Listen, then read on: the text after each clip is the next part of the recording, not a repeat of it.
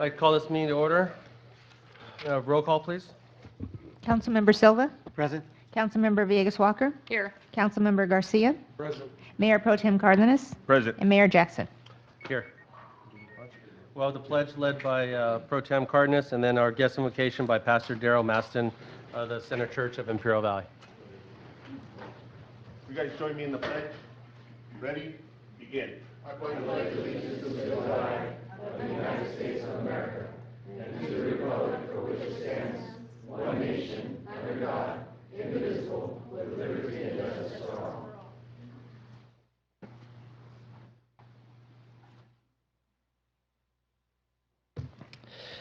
Honorable Mayor and distinguished council members, it's a joy and honor to be with you folks tonight, take part in what you do on a weekly, if not daily basis, and we're grateful for that. Darrell Maston, lead pastor here at the Center Church Imperial Valley. We're just a brand new work starting down here. We have a church in Los Angeles, a couple churches in Puerto Rico, and just wanted to say thank you for allowing us to be a part of it. And before I pray, just if I could just throw a couple of things out. I was thinking about what I could share tonight in the briefness of the moment. And in the process of that, right now we're on track in our churches talking about the book of Nehemiah. Don't know if you've ever read it. A great read, and I encourage you to, get the Bible out and take a look at that book, because it talks about a man that is driven on building community, and building community at all kinds of odds and with all kinds of risk.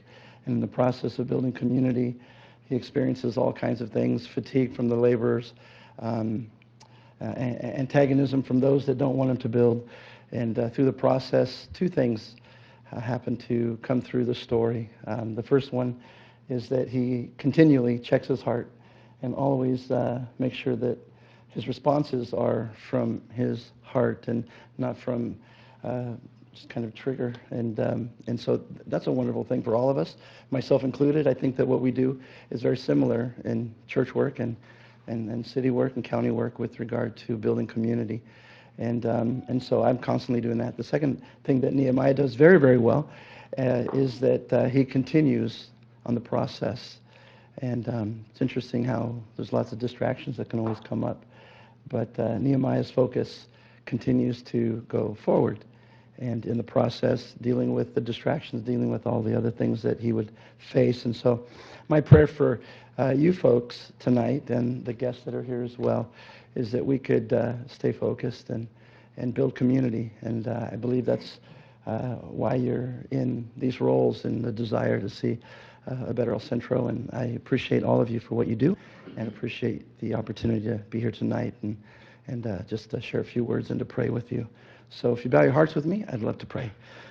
Father, I thank you for your goodness and your faithfulness. And it's demonstrated all the way through the book of Nehemiah as he encounters all kinds of things. And I pray that you would give our mayor incredible insight and wisdom, council members the insight as well and wisdom to be able to move forward and to continue to build community in this great city of El Centro. And we do that in the church. We're thankful for the opportunities that you bring our way. We're thankful for the opportunities to share, to build, to pour into people's lives. And I pray those two things, Lord, that Nehemiah had. I continually pray those for my own life. Number one, help me to respond from my heart in very difficult times. And number two, Lord, help me to always continue to work and continue to go forward. I pray your blessing on these council members, the time investment, the need is great, and yet you've called them for such a time as this. I pray for incredible wisdom for our mayor as he leads this great city, building communities within a community. Lord, is a very daunting task, and yet he does it joyfully and gladly. Thank you for the call on all of their lives. Thank you for the guests that are here tonight and those that will take part in this meeting. Things that are shared, things that are brought up. Lord, I pray that you would be an ever-present help, a constant listener in the conversation tonight and part of it. And I give you high praise and thanks for it. Have your way here tonight as we look to you for that wisdom. In Jesus' mighty name, amen. Thank you, Pastor.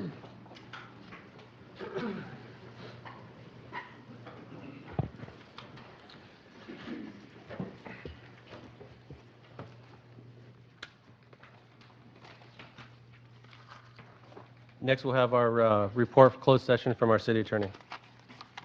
Thank you, Mr. Mayor. On a motion by Councilmember Walker, a second by Councilmember Cardenas, the City Council met in closed session at 11:34 a.m.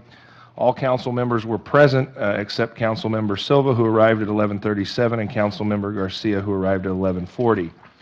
A report was given to council on the anticipated litigation items.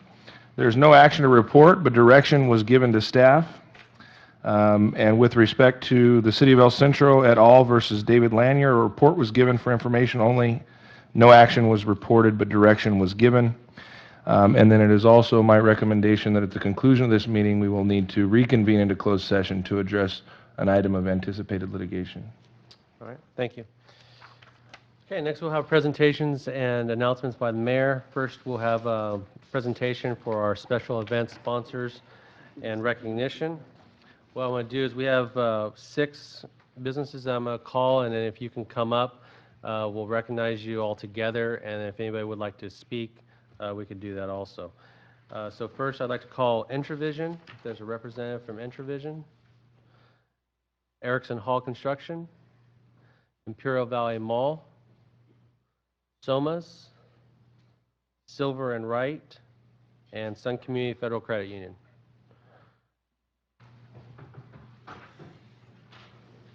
Do you want to do the photo first, Liz? Well, yeah, we can all go ahead and go down, and then they can have if they would like to speak. Council, join me, please.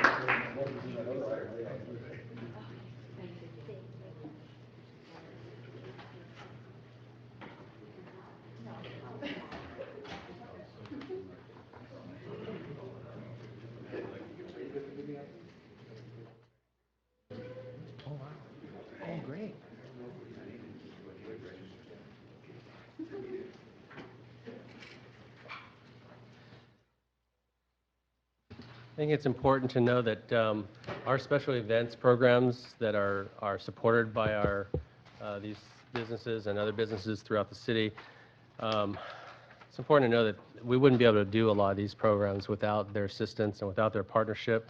And we very greatly appreciate your work, your dedication, your support of the city. My colleagues explain this? Yeah, thank you, Mr. Mayor. I want to say that the city of El Centro has by far the best events in Imperial Valley, not just for the benefit of the El Centro residents, but for the benefits of the entire valley and beyond. Our Grito celebration gets about 5,000 people. Our Mardi Gras celebration also gets thousands of people.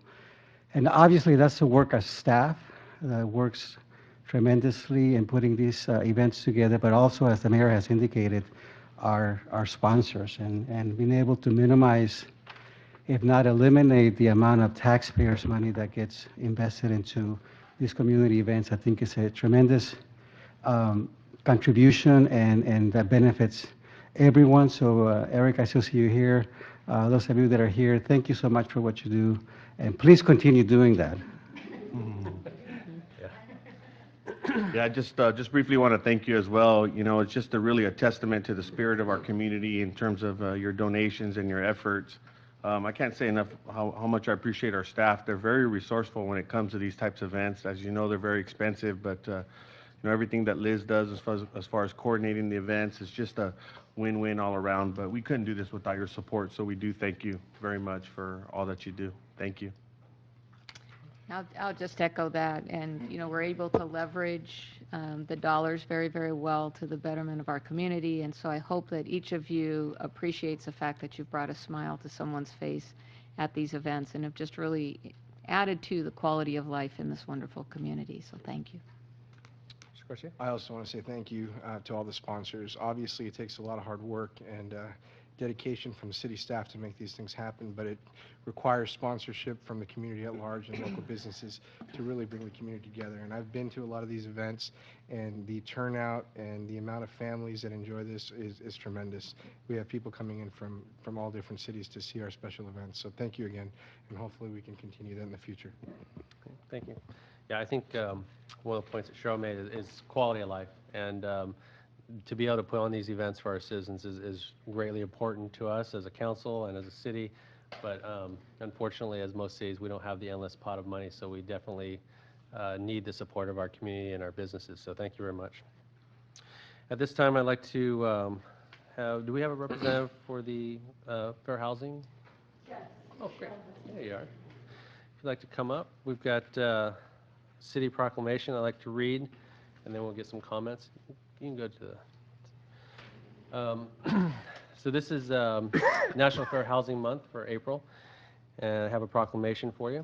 So whereas fair housing is a right emphasized by the U.S. Congress beginning with Civil Rights Act of 1968 and the Amendment of 1988, and whereas 2016 marks the 48th anniversary of the passage of the Civil Rights Act of 1968, and whereas the Fair Housing Act and its amendments of 1988 prohibit discrimination in the sale, rental, or financing of housing because of race, color, religion, sex, national origin, handicap, or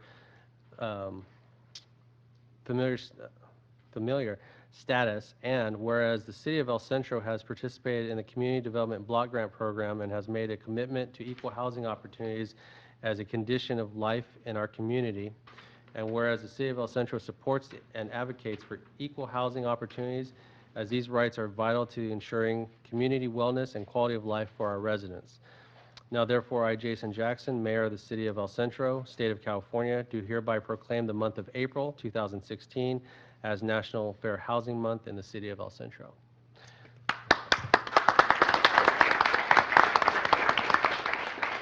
Can we get some comments from you before we come Yes. down? I would like to, Your Honor, City of El Centro, and council members. I, Michelle Hill, legal counsel for Inland Fair Housing and Mediation Board, would like to thank you for proclaiming April as Fair Housing Month. And we'd like to thank you for allowing us to assist with those dollars to provide for services in the community. I'd like to go over a little bit of the services that we have provided with those dollars that you have provided. We had contracted with you to assist 15 persons in fair housing related complaints. Through that money, we have already assisted 16 individuals, and we still have 3 months remaining on the complaint. With fair housing related complaints, we provide mediation and educational services, and even though our numbers have been met, we are still out there helping those individuals. Inland Fair Housing and Mediation Board also contracted under the dollars to help with landlord-tenant related concerns, and year to date, we have assisted 612 residents when we were only contracted to do 169. From the fiscal year of 2014 to 2015, we assisted 32 residents concerning fair housing concerns, and only were contracted to do 15. We have, in regard to landlord-tenant residents, contracted to do 169. During the 2014-2015 fiscal year, we assisted 807. We distributed over 3,000 literatures to educate in fair housing issues, as well as in landlord-tenant issues.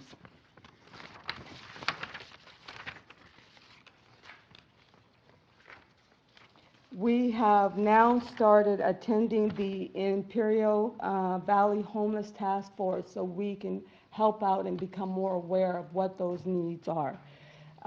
We conducted 2 housing rights responsibility workshops that are scheduled for October 7th. That will be in English and Spanish to help these individuals learn more about the landlord-tenant laws.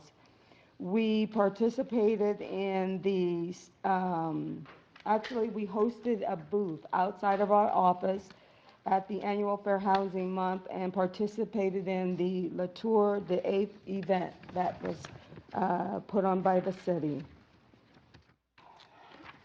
To better assist the community, Inland has provided default and foreclosure counseling in regard to providing services for Keep Your Home California. We provide first-time home buyer education and predatory lending counseling. And year-to-date, we have assisted 13 City of El Centro households with default and foreclosure counseling, 16 households with Keep Your Home California counseling, and 4 residents with the first-time home buyer program. A couple of years ago, through our grant money from federal funds, we assisted through litigation a homeowner to save his home from a fraud attempt. And so we, Inland, would like to thank you for providing those dollars so we can do that and better able to help you in your community. Garcia, we'll lead up. Any comments?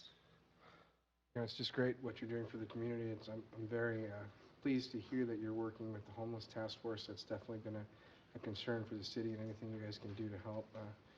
Obviously, you guys are being honored for a reason, so thank you. I think that it's so important that we have organizations like yours that kind of balance the tables, right? Because we have obviously the homeowners or the landlords obviously in a superior position, and it's wonderful that you have the services available for those that really need them. I'm wondering if we can connect you with the Imperial County Bar Association and either add their contact information, because referrals that come into the Bar Association that could be directed in your way. So I'm wondering if we could get, or maybe just go online, Imperial County Bar Association. And then do you have a law day coming up? Will you be doing a law day We this do year? have a law day coming Okay. up. Maybe we could make that linkage as well, so that you could partner with the local bar Okay? and provide your services, or at least get the information out that you are available to provide those services. So make sure we'll provide that linkage as well. All right. Thank you. I just want to just thank you for taking the time to giving them kind of a testimony of all the advocacy efforts that you've been doing here in your organization. So I really, again, appreciate you taking the time and just enlighten us as a council on how valuable of a partner you are to our community. So I congratulate you and thank you today.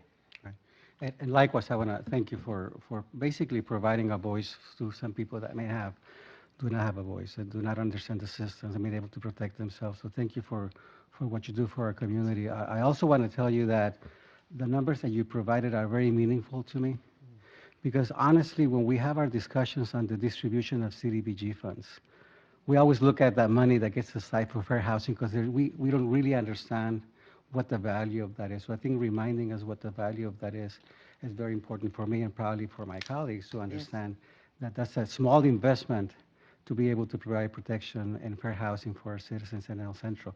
And those dollars we have to stretch them a lot, and there's a lot more needs that are urgent as well. But having your testimony and seeing the value of that and the return on that investment, I think it helps me internalize that and accept that as something that is a benefit to our community. Yeah, I agree with that. I think that part is always, when we do have those decisions on funding, we do always have that question is, where's the return on investment? And I think you really showed today where that is. So it's very good. Could you expand a little bit, maybe, where you are hoping to go with working with the homeless community and trying to help with that? Yes, we just started that program. So what we're looking to do is try to give them the aid that they need to have access to the legal community to find out what benefits that are out there for them. So we've just started on that program. And are you connected with the Imperial County Homeless Task Force? Yes. Okay. I'm not personally, but Your our group is? organization is, Great. yes. Good, good. I think one of the representatives is here. Dan, I think are you on that still? Yeah, good. Well, if council would like to join me, we'll picture. Yeah.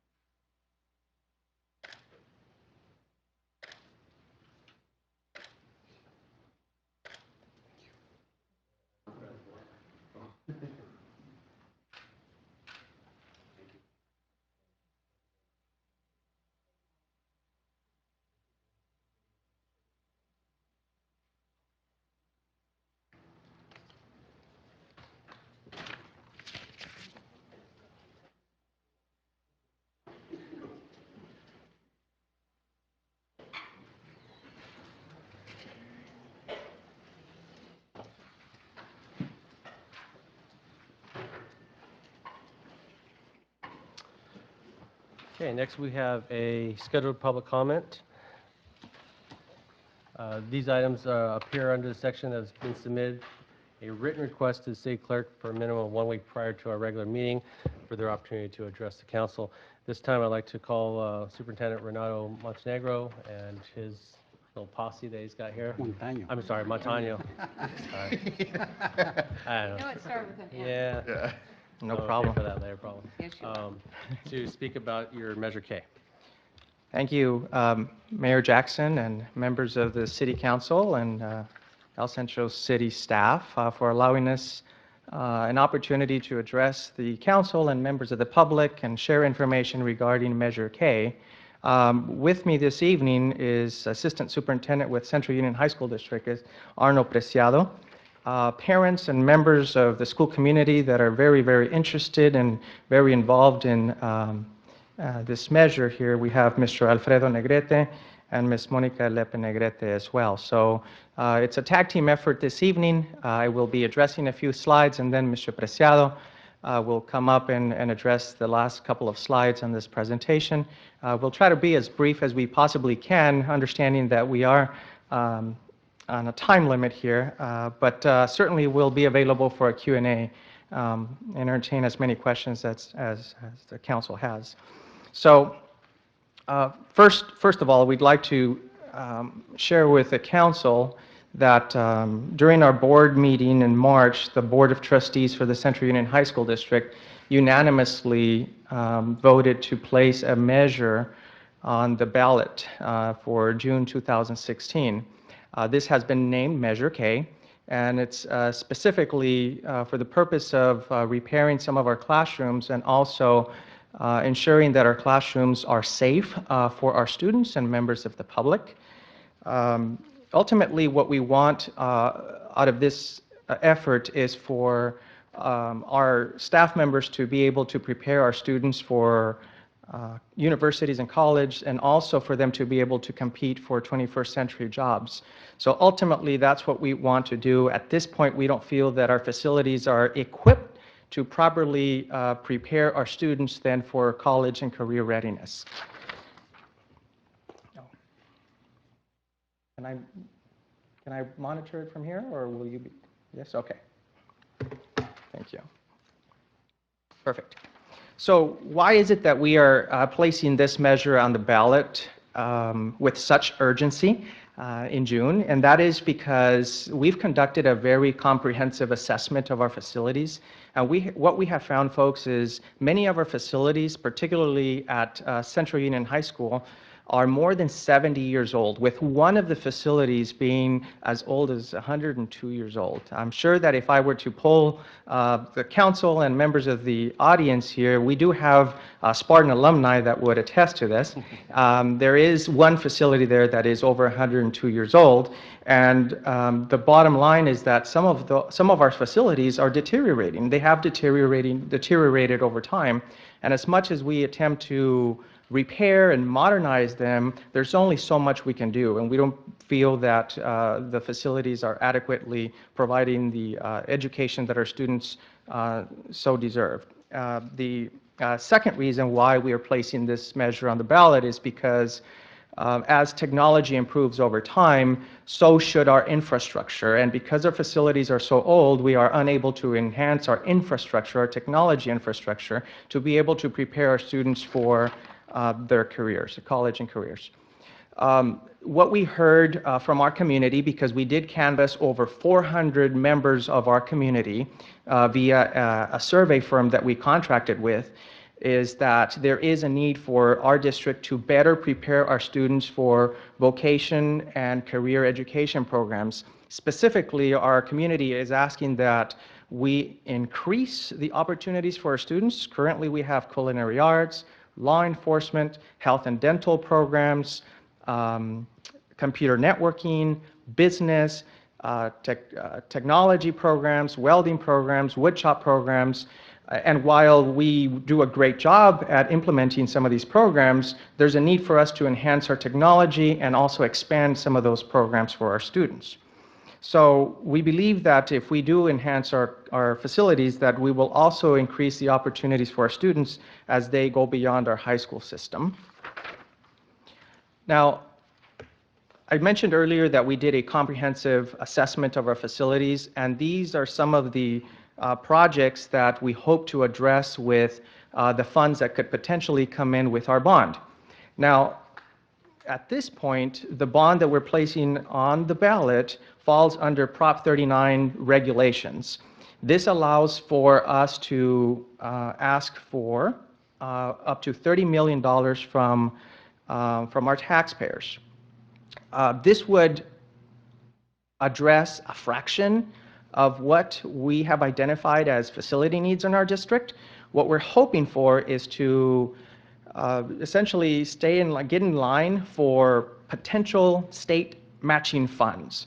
So our hope is that we are successful with the bond in June, and in November, when the state places the state bond on the ballot, and hopefully our voters will support that as well, our funds could be multiplied by 2. So we can go from having a $30 million bond here locally to up to $55 to $60 million bond if the state successfully passes their bond in November.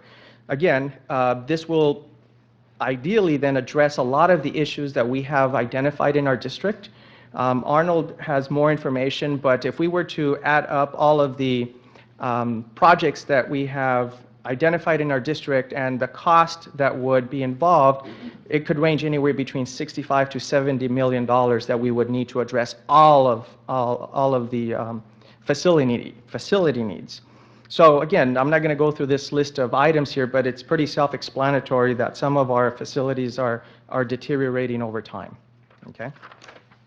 So depending on how many dollars are available for the district to work with, we will then be prioritizing our needs based on these 6 elements. Obviously, the one that I've touched upon is the need for replacement due to failing systems. The other element that we're going to really look at carefully is the ability to leverage state money. The bottom line, folks, is that if we don't get in line for state matching funds, somebody else will. Right? And when we canvassed our stakeholders, their voice was heard loud and clear, and that is that we don't want other cities, other school districts to take advantage of these funds and not us. that statement was made loud and clear by our stakeholders through our surveys. So we're taking this to heart and taking this very seriously because we feel that this is what's best for our students. So I'd like to ask Mr. Preciado to come up and address the next couple of slides. Thank you, Mr. Montaño. Good evening, members of the City Council, Mayor Jackson, Ruben Duran, City Manager, and Ryan Childers, City Attorney. What I'd like to bring about is the information regarding our projects and the facility assessment and 5-year plan. As Mr. Montaño did mention, the school district and the school board went through at least a couple of workshops regarding our facility needs. In those workshops, we looked at our campuses in the district and identified greater needs to moderate needs and to some of the areas that thankfully do not need work. So having said that, I'd like to take a look at and share with the City Council the map here regarding Southwest High School. In our 5-year assessment plan, you can see that the majority of the campus here in the yellow does not need work at this time, although the campus is now 20-plus years old, believe it or not. And so we now need to take a look at the campus. It's a 20-year cycle, so we're going to need to take a look at what we plan on replacing, roofs and HVAC systems. Mr. Montaño mentioned failing systems, and so we need to take a look at that. And we do have systems that we need to replace here in the gymnasium, HVAC system, and the roof. Looking at the multipurpose room kitchen area as well, replace the roof and HVAC system there. And I'll mention a little bit later on and more in the list of items or projects that we have as far as the priority list going through the district, that there's certainly the possibility of a new aquatic center in this area of Southwest High School. Moving on to Central. A lot of colors on Central. The reason why, and again, it was already mentioned, that we have a facility there on Central High that's 102 years old. Many are 70, most that are over 50. And so having said that, we are looking at doing some modernization and new construction. Now, in terms of new construction, this blue area here is the footprint of a possible STEM building. That would replace the old business building that is 102 years old. And so this is a 30-classroom science, technology, engineering, math building. In addition to that, we're looking at also modernizing the science building, since this is going to be new science, math, technology, engineering, that we would modernize the science building, and then also the math facilities that we're looking at quite possibly to build new construction.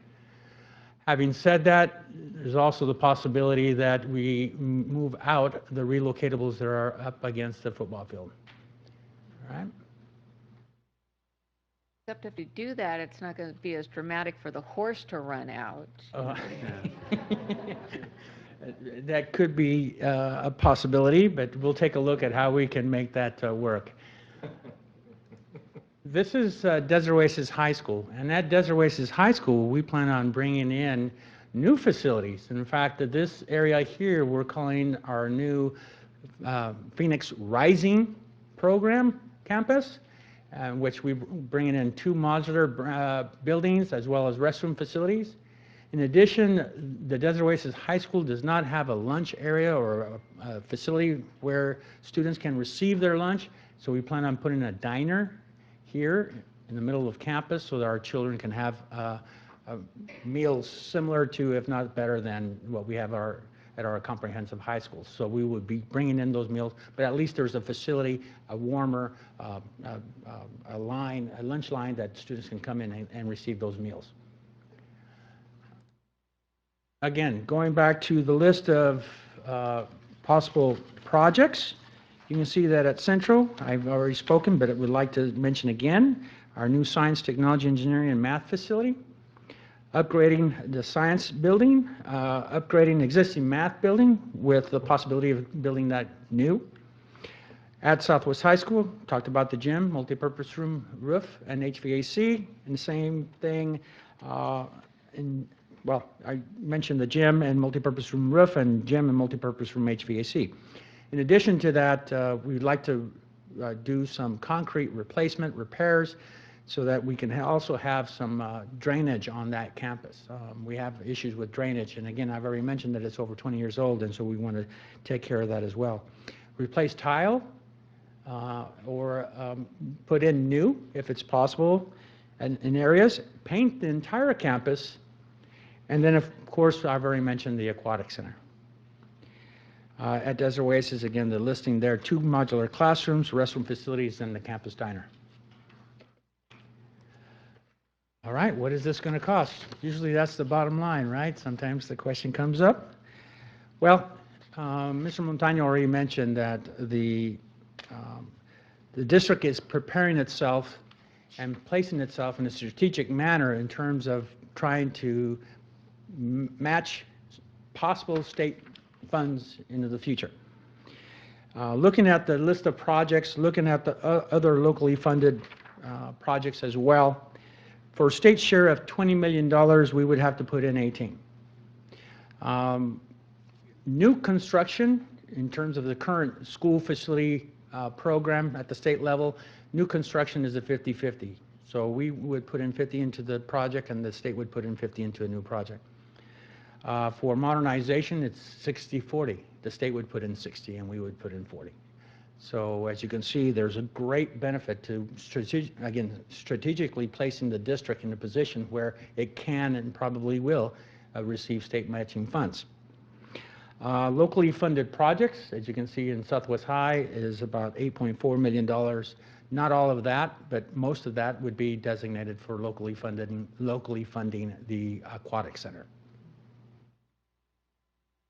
So as you can see all the way to the right, we're looking at $66.7 million of need, which we will definitely make a pretty good major move into addressing our facility needs. So if enacted by voters, Measure K will make the district eligible for matching funds at the state level. Again, and we've been saying this over and over and over. There's just an opportunity that I don't think we as a community can pass up. If the district is not in a position to meet state matching funds, then those state matching funds will go to another district. It's as simple as that. Again, the November ballot will have the state initiative for a bond. Locally, Measure K is a $30 million education bond. And for the $30 million, that impact would be $30 per 100,000 of assessed value of property here in our community. Okay. Any questions? I have a couple questions. Okay. Mr. Preciado, just again, I do want to thank the leadership behind this project, and especially it's always great to hear when there's unanimous support from the school board in regards to this initiative. I just wanted to pass on a little bit of information. I don't know if in regards to the upgrading of the campus and some construction, have they assessed any of the exterior lighting concerns? I know that I've received some emails just in regards to some of the exterior lighting at Centro in particular along the gym, and I just don't know if there's if that's being considered in the upgrades, maybe just adding some more exterior lighting, especially I believe it's on, I don't know if it's on Brighton or, yeah, I believe it's on Brighton. Is Brighton where the gym's at? No, that's Holt. Holt. And just there in particular, is there any discussion about improving exterior lighting there? Well, first of all, it sounds like we need to assess it for additional lighting. But I wanted to bring up that the district just spent, and we're closing a project right now that's $1 million on replacing lights, ballasts within the entire district. And that was through Prop 39 funding from the state. Excellent. And the state provided us with approximately $875,000, and the district came up with another $150 for pretty close to $1 million project. And that's replacing all the lights in the district, in the classroom, outside the classroom, outside in the play fields, the entire district. Excellent. And so if we need additional lighting, and if there is a need for additional lighting, I'd like to hear about that. That'd be great. Okay. Thank you. I'm good. Anybody else? Yeah. Thank you, Mr. Mayor. Thank you, Arnold, for the information. And, you know, El Centro is a very giving community. It's a very generous community. So I trust that the voters of El Centro will recognize that and that your measure that's in fact passed because it's sorely needed. And there's a lot of connections to the Central High School District here on this side of the table as well. So what kind of outreach are you doing to make sure that the word gets out? And I'm assuming that you either have spoken to the El Centro Chamber or you will be speaking to the El Centro Chamber and hopefully get the business community behind you as well. So where are you at in terms of your general strategy for getting support? As employees of the district, Mr. Montaño and I That's right. are providing informational presentations to the Chamber of Commerce, which Mr. Montaño presented yesterday. We will also go before the Kiwanis Club, the Rotary Club, the Senior Citizens Club to provide information, and we've also provided information to the staff of the Central Union High School District as well. Thank you. You're welcome. I've received at least one flyer in the mail, or one, and they were at the Children's Fair. He had a booth at the Children's Fair passing out information. So I think just in spirit of disclosure, so my husband sits on the high school board, and while he can't advocate, I certainly can. My mother-in-law, my husband, and both of my sons graduated from Central Union High School. And so Betty Flo probably sat in those seats that are 70 years old. I think this question has probably come up, Mr. Preciado, and that has to do with the Aquatic Center, since the city of El Centro is moving forward with its own $8, $10, $12 million aquatic center that's going to be coming online and made available for the high schools if competition pool is requested. I think that we upped it to 8 lanes, and so it would be available for the school district. So so that question number one is, how do we convince or respond to questions with regard to what's seen as 2 very expensive projects moving forward? So that would be one question. And then the second question would be, was there thought given to simply saying, you know, at some point there's a balance in repair and just simply replacing? So has there ever been discussion about a new school versus all of the work that's going to be funded at Central Union High School? And I wanted the last comment I wanted to say. So when you talked about Southwest being 20 years old, I immediately looked over to Ryan, who graduated from Southwest, and to Mario, who graduated from Southwest the same year that my son did from Central. And I'm like, holy moly, has it been 20 years since you guys have? You don't look a day older, Mrs. Thank Walker. you. Yeah. Thank you, Ryan. Wow. But you do get that bonus check.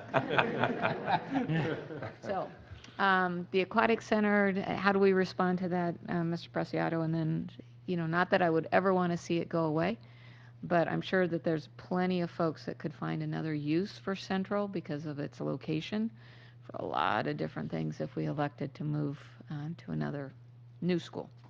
Sure. First, the Aquatic Center. I understand that the city is moving forward with an aquatic center at, I believe it was Park Avenue facilities, right?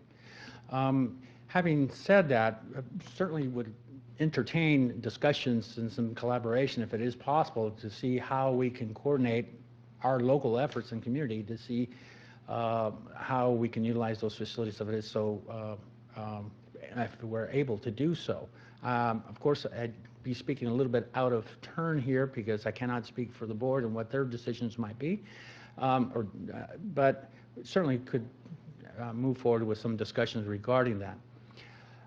But also, we have to understand, and there has been some feedback from community and stakeholders that in order to balance out our school sites and to have those training facilities in terms of the aquatic center available there, which would also provide restroom facilities for the adjacent baseball and softball fields that are always used, It would be an enhancement to that campus.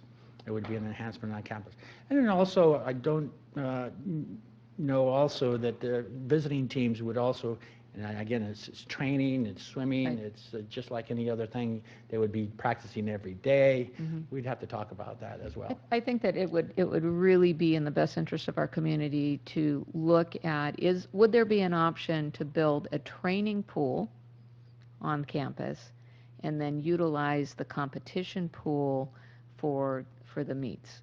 Because all of the feedback that we've gotten with regard to construction and maintenance and all of that, it's really, really an expensive endeavor to have a pool. So let's figure out if we can leverage the community assets Sure. that way.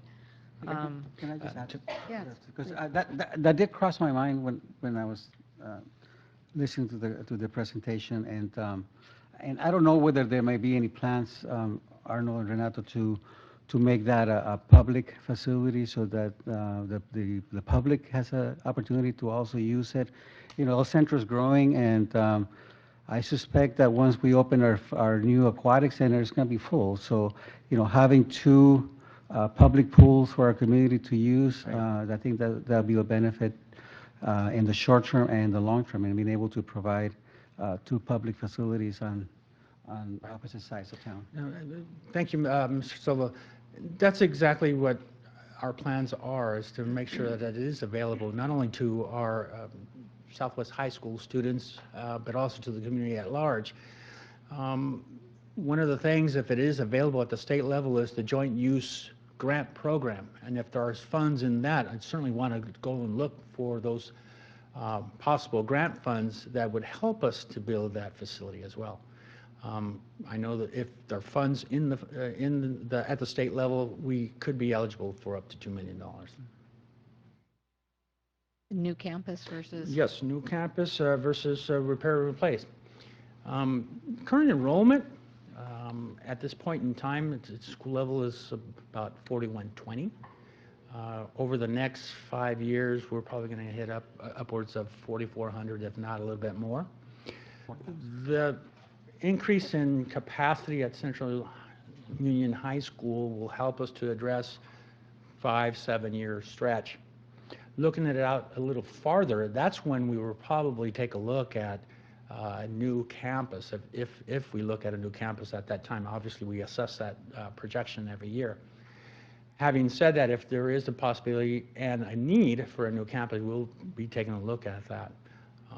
Just to make you aware, the school district does own approximately 59 acres, so that there is the possibility of that.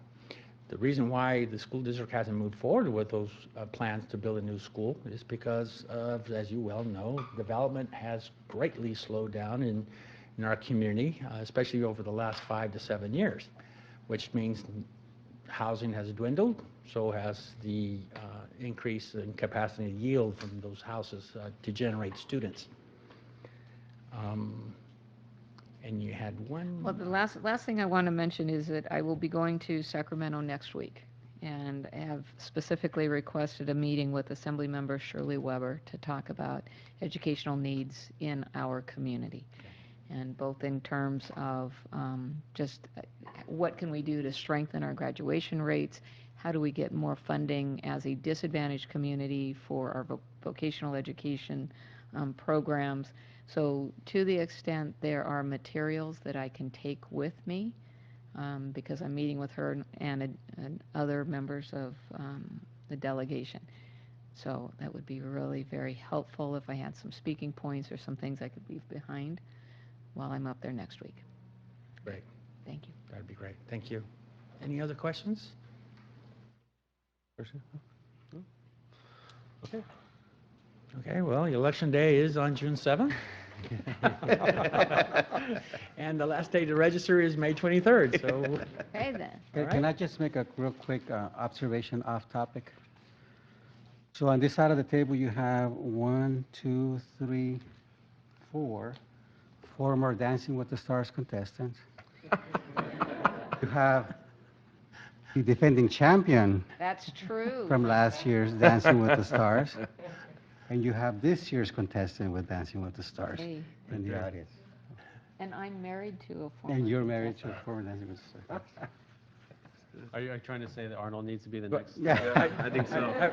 I was waiting I don't know where he's going with that. I think maybe he's recruiting you for next I said year. it was only an observation. Okay. Okay, thank you. All righty. Thank you. Thank you, Arnold. Thank you, Renato. Thank you. Thank you. Okay, next we will have our consent agenda. These items are approved by one motion. Council members or members, Oh. Yeah. would you like to speak on the? I think that. Sure. Just make sure you do a speaker slip, but identify yourself. Mario from the Ivy Press. I'll make this brief. I just want to publicly introduce our new publisher, Belinda Mills. Some of you have already met her. She's from New Mexico, originally from Texas. If you have some questions or want to grill her on something, feel free. Welcome. I did have an opportunity to speak to her right before meeting, and she's let us know that she's looking for a home in El Centro because you have a daughter that's going to be going to Southwest. I'll make sure that the residential thing matches, that she does get a house in El Centro. Yes. She doesn't sneak off someplace else, but I'm working on it, and any leads you might have would be helpful. But hello, and I just want to say that I'm very excited to be here, and I appreciate the opportunity to meet all of you folks. And yes, I will be living in El Centro. We've driven that point home, and I'm excited to do so. And yes, I've got a daughter that's going to be attending high school there next year. And the rest of my family, I'm hoping to get here in the next 30 to 60 days. They're finishing up school back in New Mexico. I wanted to tell you just a little bit about myself. I started in the newspaper business back in the early to mid 80s. I'm dating myself here, and I've been in and around the business. I got out of newspaper, got into marketing for a while, but for most of my adult life, it's my passion.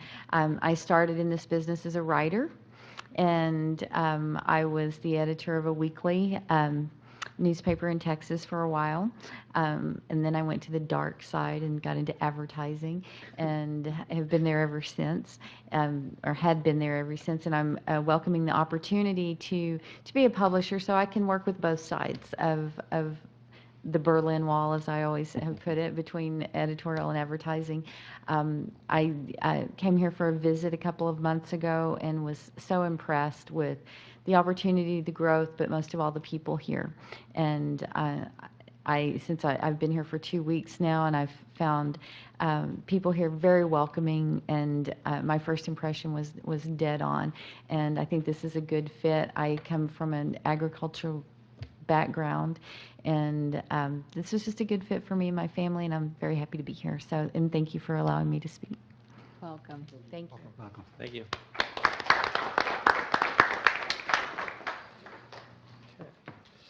All right, now we'll move on to consent agenda. Thank you, guys.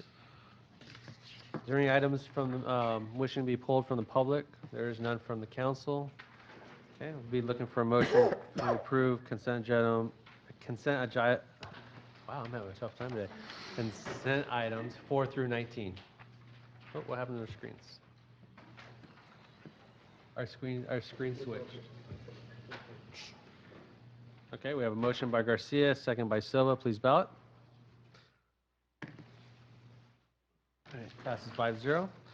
Okay, we will move on to new business. Item number 20, we have our community sponsorship request, presentation by Ms. Sylvia Preciado with our Red Cross. And I think Liz is going to assist with that. Good evening, Mayor and council members. We've received an application for a community sponsorship request from the American Red Cross. We actually have two this evening. We'll go with the first one that was received, which, like I said, was the American Red Cross. They are requesting a sponsorship of $500 for their annual event of the World Red Cross Day fundraiser, which is scheduled for May 7th. Their sponsorship levels are indicated as far as which ones they have available. They are only requesting $500, and Ms. Preciado is here to give a presentation.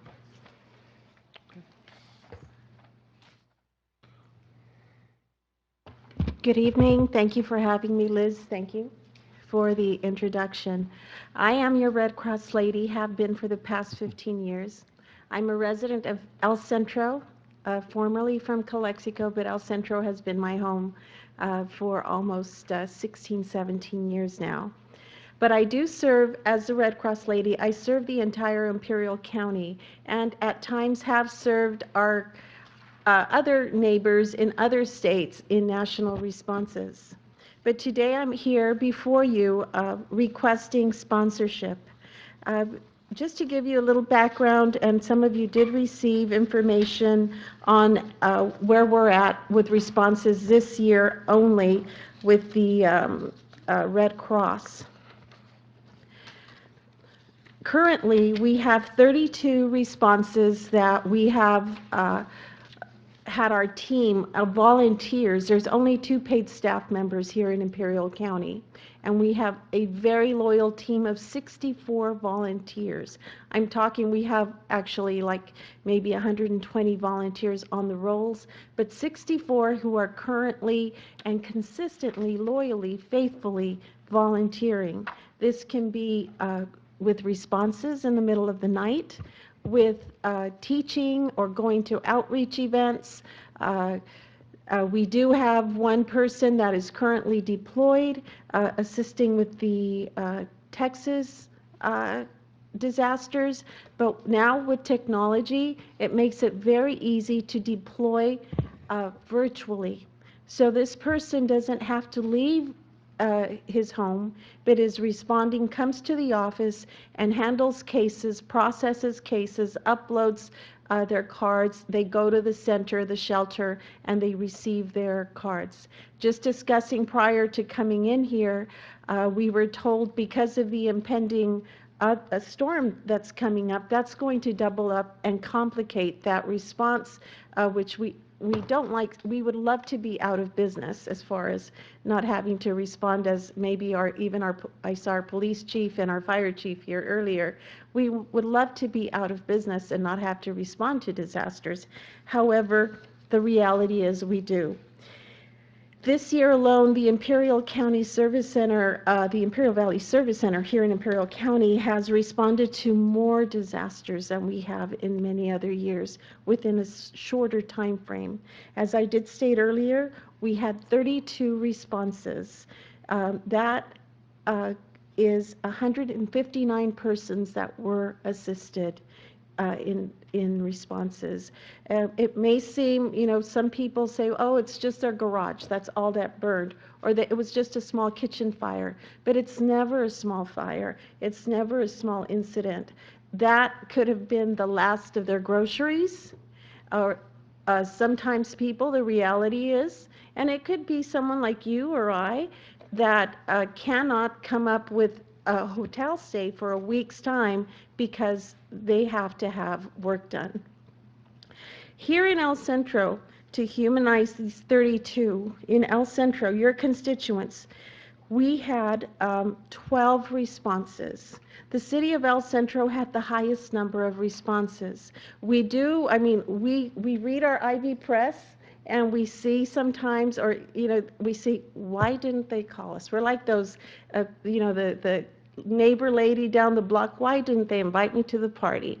But in all reality, the city of El Centro, our fire department here is very engaged. Our dispatch team is very engaged. As soon as there's a fire, just the fire that we had downtown El Centro a couple weeks ago, we were dispatched immediately, but just so that we could get our team ready, but then immediately called off because they didn't need us to be there. But that is how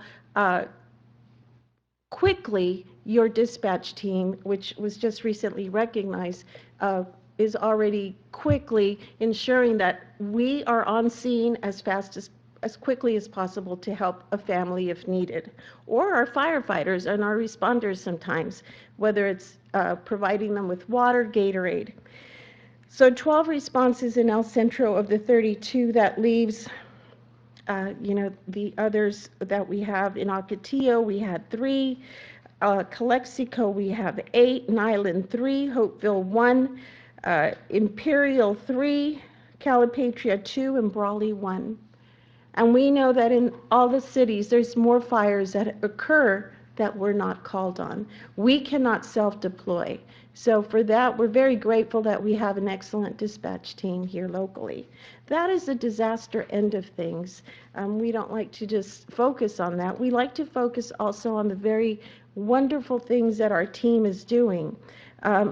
In addition to responses, we also have 400 pillowcases that have been requested in addition to the over 500 that we've already done.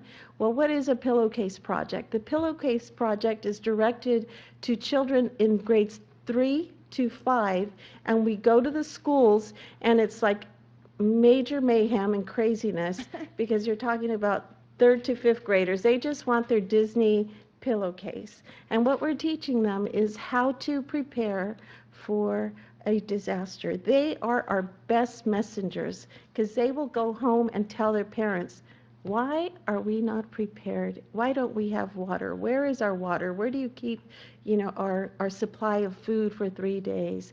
What do you know what we have to do in case of a fire? So that's what they do. They're our little messengers. So we've learned that very quickly. So on top of the over 500, which was our goal for Disney is the sponsor of this event. They have, in addition, requested 400 others for us. Our numbers are very neck and neck with our parent chapter office in San Diego. I mean, you're talking 3 million people to our countywide 142 to 172, depending on the time of the year. We have a very competitive team. Smoke alarms installed. We have 572 smoke alarms that were installed. Of those here in El Centro, we concentrated first a lot on our parks, our trailer parks, which were dramatically affected with the earthquake of 2010. So we wanted to prepare them.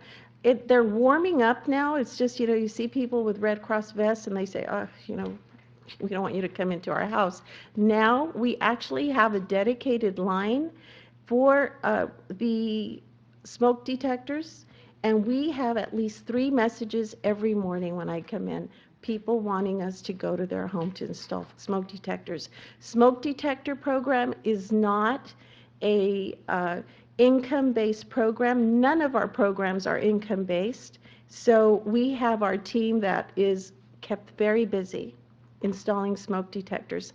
And again, something I'm always very proud of our team. Last week, we had a team of 6 of our volunteers be in San Diego because they did not have enough Spanish-speaking people for the area that they were going to. So, we have a team of people that do speak, we have English, Spanish, Italian, sign language, and we did have somebody that could speak Farsi, but he's right now going to school full-time. But I know in a pinch we could count on him. So that's that, but you'll also think the International Services Program. We have 5 cases that have walked through our office. How they get there, I'm always amazed. But they arrive at our office. We have processed 5 international cases where we have provided them, relocated them with their families. A gentleman from Cameroon, Ghana, and it's just been amazing. We're able to provide them because they receive their court order that they have to be with their family for them to be processed and provided asylum. So we then provide them with that direction on getting to Baltimore or Massachusetts or whatever part of the country they need to be in. They never end up staying here, but we do process them. Well, as Liz did say, there are several levels of sponsorship. I always put the $10,000 one out there. We have never received a $10,000 sponsorship, but we would love to see that at someday. We do have 5,000, 2,500, 1,000, and of course the 500 that she did mention. It's not written in stone. If there's, a higher amount of that you would like to consider or entertain, we're always open for that. We have seen, as you know, our economy here locally has, we did have a very generous sponsor that faithfully donated $5,000 every year. He personally could not do that this year, and has promised to check back and come back.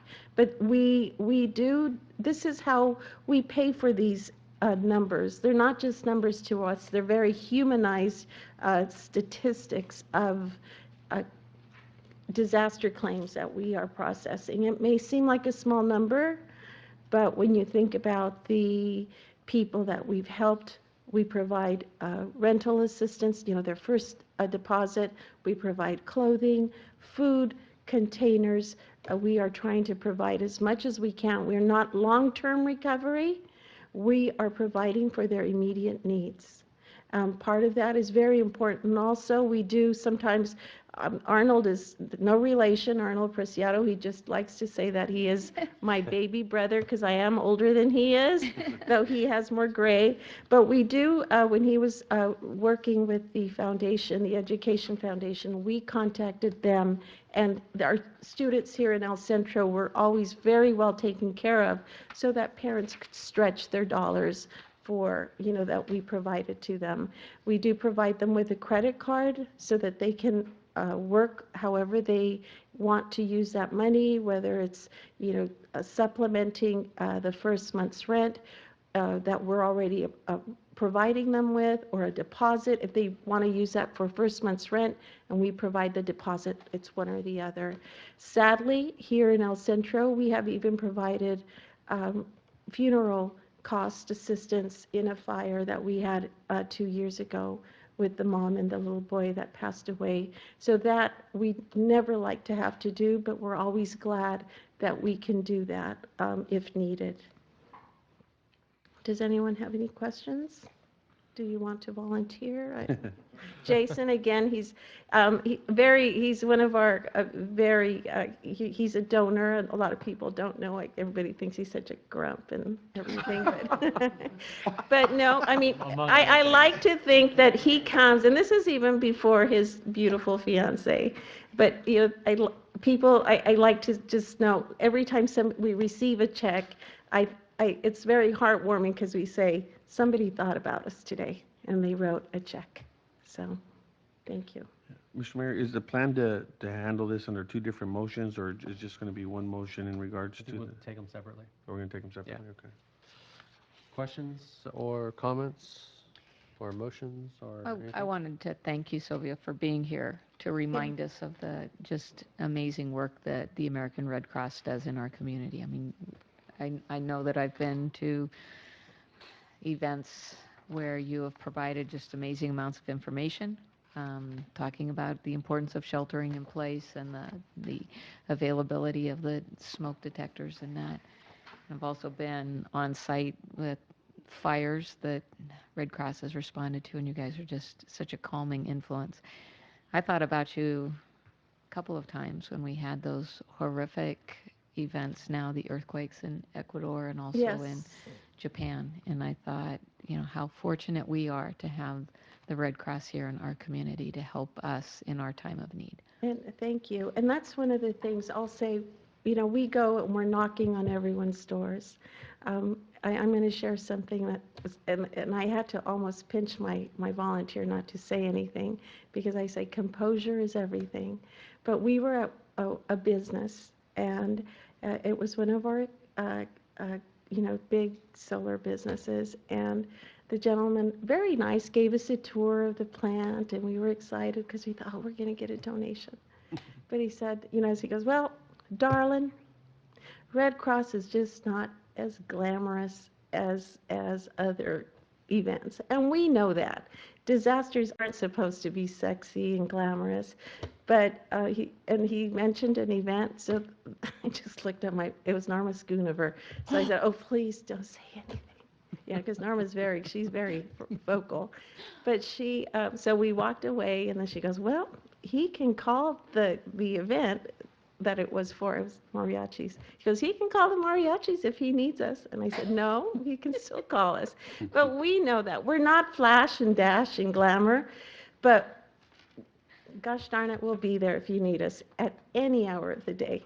I mean, it's amazing when I see my volunteers. Sometimes I get to the office, all our vehicles are gone, and I go, where are they? You know, because I go, where did they run off to?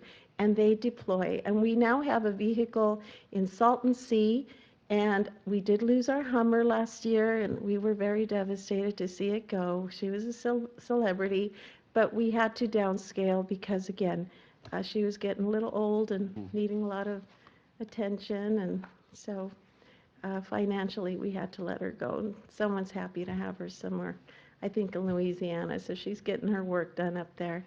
But we do have a vehicle in Salton City and Calexico to just make our responses that much better and quicker. We were recognized nationally for responding in under an hour. It was an hour and 26 minutes. That means that we have to get our volunteers in the office on scene with under 2 hours. But again, we were recognized for responding quickly. And Jose does a great job keeping the team motivated. I know you guys do great work in our community, and unfortunately, a necessary organization that we need, because we always have the unfortunate disasters and people in our community that need your services. So we have a motion and a second. And vote. And a vote.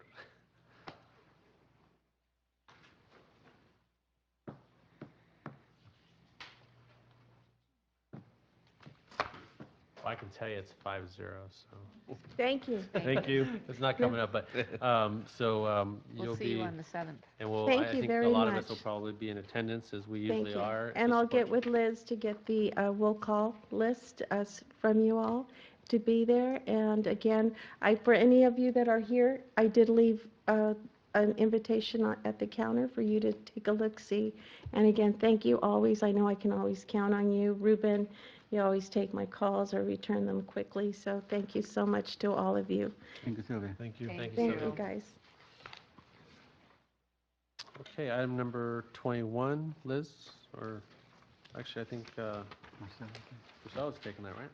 Yes. Okay.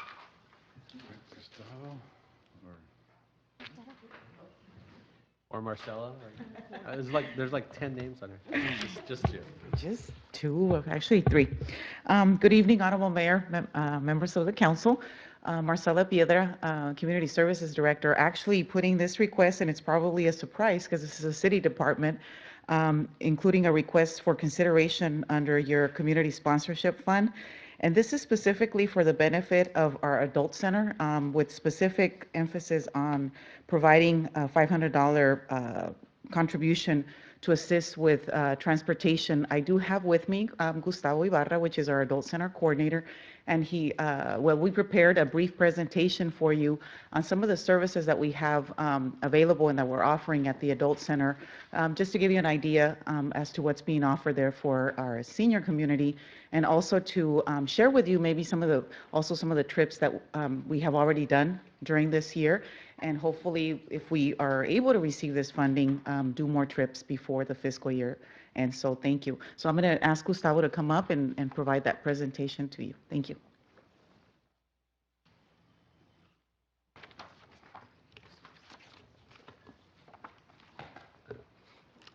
Good evening, Honorable Mayor and members of the council. My name is Gustavo Ibarra. I'm the Adult Center Coordinator. And I put together a brief presentation for you guys. First of all, let me see.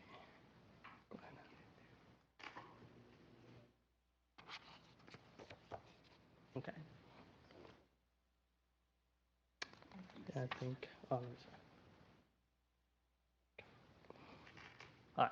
So first of all, the Adult Center. So the Adult Center is located at 385 South First Street in El Centro. We are open Monday through Friday from 9 a.m. to 3 p.m. We have different people that come into the adult center. We have adults and seniors that come in and participate in our programs. So what I do is I have a log so that when they come in, they write down their name, the time that they arrive, and with that data that I put together, I was able to make this chart. And it tells you how many people and seniors and adults attend each day. So it goes from January 4, 2016 to April 15, 2016. On Mondays, we get an average of 12 adults and seniors that participate in our programs. Tuesdays, that number goes up to 26, an average of 26 adults and seniors. Wednesdays is also 26. Thursdays is 25. And Fridays, we get about 21 seniors and adults that participate. There's different programs that are available at the Adult Center.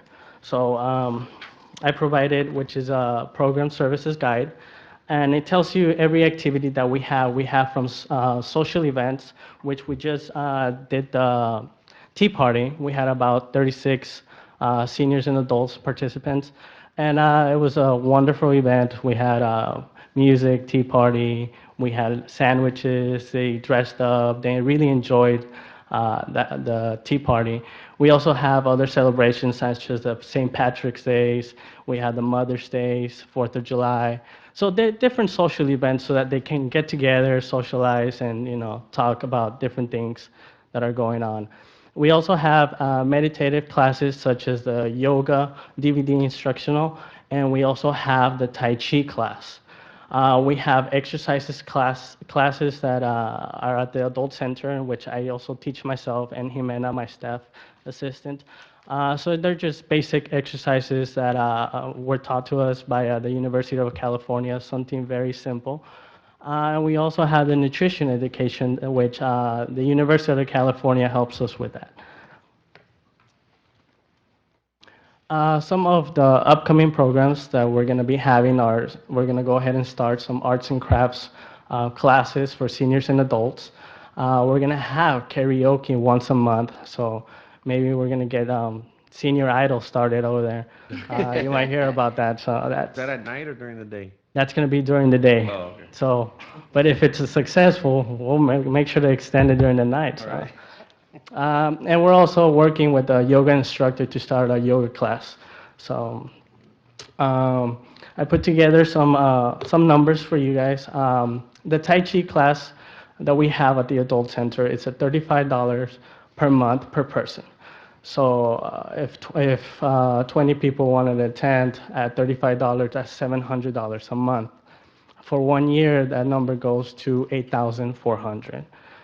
The other class that we do, that there is a charge, is the Zumba, which is $15 per month per person. For 20 people, at $15, that goes to $300 a month, and in 1 year, that is $3,600. The computer class, which I also teach myself, that one is $15 per month per person who is 62 and over. For 20 people, that is at $15, that's $300 a month, and in 1 year, that goes to $3,600. We also offer them to adults who are under 62, and that number is $25 a month. We do have different other programs which are, we try to stay or keep the programs at a minimal cost or free, such as the basic exercises. We have the dancing classes for seniors and adults. So we try to keep the classes at no cost. We also have adult and senior trips. So recently, the first one that we did was the Ocotillo Desert Museum trip. These trips are not only educational to seniors and adults, but they're also very fun. They like to go out, explore, and just see different sites that maybe they have never visited before. The first event was the Ocotillo Desert Museum, and the transportation was sponsored by ICTC. It was a one-time sponsorship. The donation provided to the museum was at $5 per person, and total seniors that attended was 25.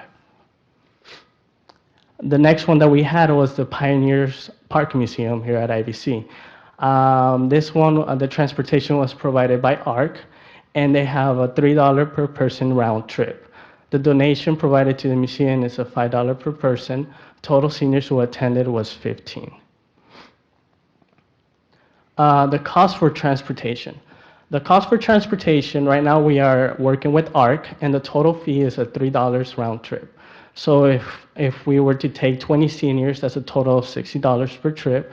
For 4 local trips at $60, that's $240. So our request is $500 to visit these future sites. Now, the sites that I'm gonna go ahead and show right now, I put together a service for seniors and adults to fill out, and these are the top 4 that they wanted to visit during this year. The first one was the Naval Air Facility that they would like to visit, the Salton Sea, Juliantown, California, and the Mariachi Festival in Calexico. We want to thank you for your support, and we are happy. If you have any questions, I'll try and answer as much as I can. I have a couple questions. Yeah, go ahead. Well, I just want to say, I can't tell you how impressed I am with the services and the things that you're going above and beyond. I just want to make a suggestion, Mr. Mayor. I know we do have our community foundation fund, or our community foundation, and this would be a perfect request for, I believe, for our foundation.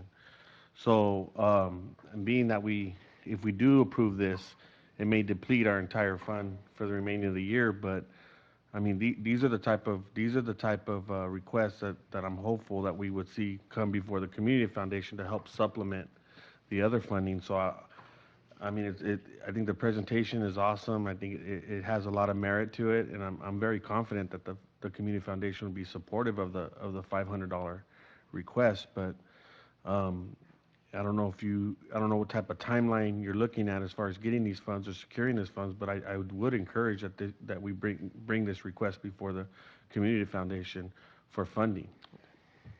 And thank you for making that recommendation, Councilmember Cardenas.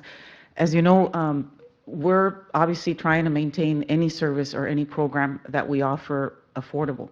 And again, I realize that this is probably an unusual request coming for the Community Sponsorship Fund because it is a city department requesting this. As you know, and many of you are well aware because you have sat with city staff with meetings with a certain organized senior group that is actually asking of staff to expand and enhance services. I would say maybe it's the selfish side of us, but to consider this request through this fund, but then for us to present another type of request to the foundation where we could potentially maybe offer another new program or expand services, which have been expressed by seniors that they are unable to afford.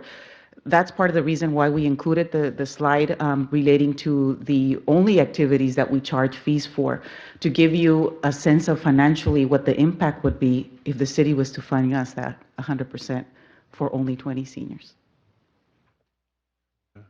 Okay. Well, so am I hearing then that you probably don't want to bring, you want to maybe defer this to, or maybe present another project as Yes, opposed present to this? a new program to the Maybe, foundation. do we have any other potential sponsorships in the pipeline now? And I don't know if Liz can, or Mr. Mayor, if I may, maybe ask Liz if there's any other potential requests from here to June 30th, because I believe that will deplete the fund. And I just don't know in your crystal ball or if there's any actual request for funding or sponsorship. Not at the moment, no. Since this is actually the first year that we've done this type of program, right now all we have is now the $509 that's left. So those are just, whenever they submit it, that's when we bring them to council for approval. If I may, Mayor, Mr. Arte, has there been any requests for an application that you sent out since this has been all submitted? No, there have not Okay, been. so there's no applications? No, not at the moment. Do we have any major events between now and June that we have some historical associations with? Well, The and chamber dinner? To, I don't know if to, that's to included. that point, well, I think that as a major sponsor to the chamber, we already The chamber. received tickets for Yes. the dinner that are included in our membership. But one of the things that Mr. Cardenas and I had an opportunity to talk to Mr. Duran about is that we would like some historical data going back for the last 3 years so that we can kind of build an understanding of when we are asked for support of different events. So the answer to Mr. Cardenas's question would be, well, we can anticipate it then in May or perhaps in June, this would be coming before us. Right now, we don't have that information, so I think we just need to evaluate this particular request on its merits. And having worked in particular with the senior population, I want to make 2 comments. And the first and foremost is Gustavo does just an amazing job. Does the work of 15 employees and just makes that adult center just run like clockwork. And I know that I've received so many compliments about you personally, and I want to thank you. That really just makes me feel so Thank you. proud when we get compliments about how well our staff is doing. We also know that one of the key things that we have to be mindful of with our senior population is the loneliness that occurs when they are living alone, and that their time at the community center is sometimes the only interaction that they have with other people. A lot of them could not get to these events on their own because they either don't have the ability to drive any longer or a whole host of reasons. I think that this is a really exciting opportunity for us to provide a quality of life enhancement for this particular population. And since we don't have anything else in the pipeline that we know of right now, then I think that we should fund the request at the amount requested. And if I may, Yes. as we'll take the comments from Councilman Cardenas, as we receive a request next month, let's go ahead and get them over to the foundation. But that's, and that's, I if mean, I that's may, if- well, actually, the problem is that the mission behind the foundation is to supplement parks, recs, and libraries. So if there was a sponsorship, for example, for America, or Relay for Life, that's outside of the scope of the mission. And that's why the only reason I'm bringing that up is because this is a request that I do believe could be funded through the foundation. Again, that there is a vote, but if there was a sponsorship request that regarding, well, sponsorships in general outside of the scope of parks, recs, and library, it would not be within the mission. Well, let me ask you this, and perhaps we need clarification again from Ms. Piedra. Could we approve it Okay. from here? And if the foundation backfills it with 500 or more dollars, consistent with Hopefully what more. you said was an augmented request, then the $500 would come back for us to spend between now and the end of June.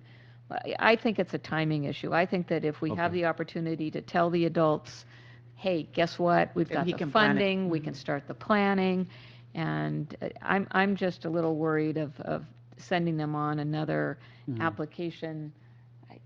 Yeah, no, I think that's an Can we excellent approve it, suggestion. and then if it doesn't come through, but this way they can Yeah, that's a good roll idea. forward. I did have one clarification. And can we back a couple slides, Gustavo? Yes. Because I just want to get clarification on the amount. That one? One more.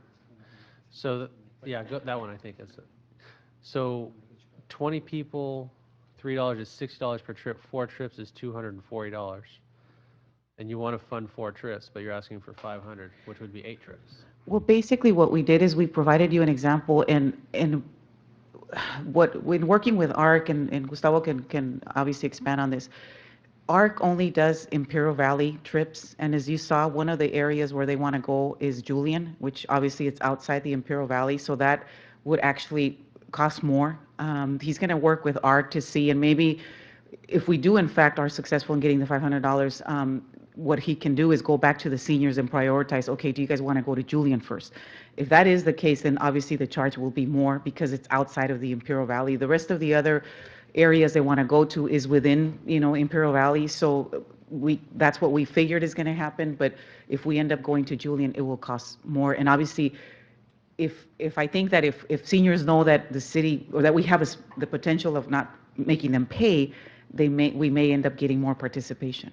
So we're just giving you a budget of 20 people, but it could put, I mean, we already had 25 that went and with a $5 donation. So I think knowing that it's free, we could probably end up using the $500 potentially in one trip. Can you clarify that? The $5 per person, that was their funding, right? Yes. They. Yes, it was. Right, so it's not free to them. We would be, covering the cost of the transportation, but they.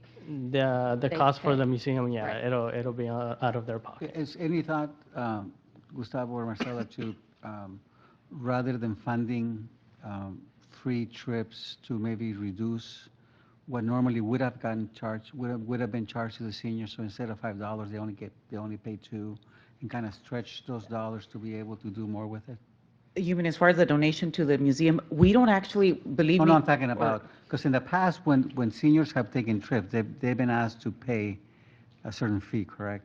They pay. The $3 is $5. actually set up, if I'm not mistaken, with ARC, right? With ARC. And that is with, No, that's with them. you know, and one of the things that we strive for, we always see, always when we work with IC, and we thank ICTC for funding that first, on a one-time, and they clearly told us it was just a one-time, and we practically, Gustavo had to beg to them to say, you know what, we're working with seniors, we're trying to get them out. And so they were very generous in providing that sponsorship, but they were very clear to us that it was just a one-time sponsorship. The same thing with ARC. We understand there's cost involved, obviously, the fuel. So we understand that, and the $3 for a round trip is really a very, very minimal amount. I wanted to add to what Ms. Walker said and just kind of compliment Gustavo, because I know how hard Gustavo works at the center. I personally have seen it, and he gets pulled in 1,000 different directions, and people wanting to get more out of you when I know you provide so much, Gustavo. So I really want to thank you for what you do for our seniors. I've also seen you at the Grito, and you get there at 6 in the morning and don't leave until about 10 o'clock at night, and it's Midnight. Midnight. Those are And me. it's nonstop for you. That's right. He stays and finishes it up. Yeah. So thank you so much for what you do. You're really quite an asset to our community and to the city of El Centro. I mean that. And thank you for the flyer, because I think we've seen it before, but and listening to the presentations and to the challenges that seniors have, it makes me so grateful for what I have. And it reminds me that sometimes we take things for granted, because we're used to just getting in our cars and going somewhere, and we don't even think about, $10 is not a big deal to most of us. And for seniors, that's a lot of money that live on a fixed budget.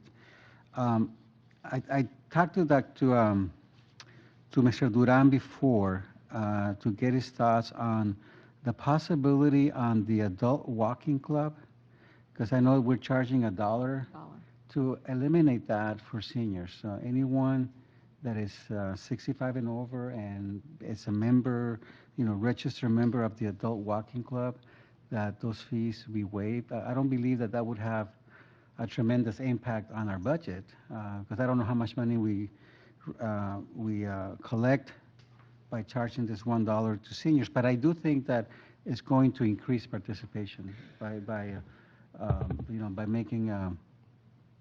sending a message to seniors that you can do this, and the city is not going to charge you, and it's not costing us anything, as far as I can tell. Maybe a little wear and tear on the track, but I'd like to ask the council maybe at a future council meeting to give some consideration to it, to kind of start with that and consider waiving the $1 fee that we currently have in our books for seniors.